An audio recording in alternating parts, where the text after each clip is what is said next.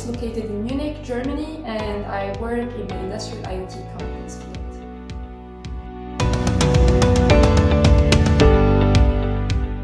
FORTISS is the research institute of the Free State of Bavaria for software-intensive systems and services.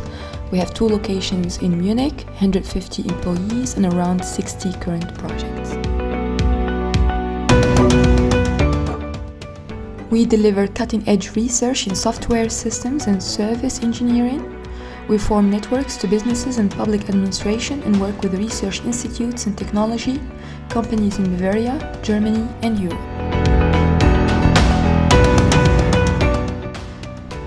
FORTISS IoT Research Division is involved in the development of an edge-based IoT service matching component that enables the integration of IoT data with services from different platforms, thus easing the information exchange between them. EFPF project provides the opportunity to do applied research. By having a closer contact with the end users and getting insights about their needs, we are able to provide research results that are both competitive and innovative.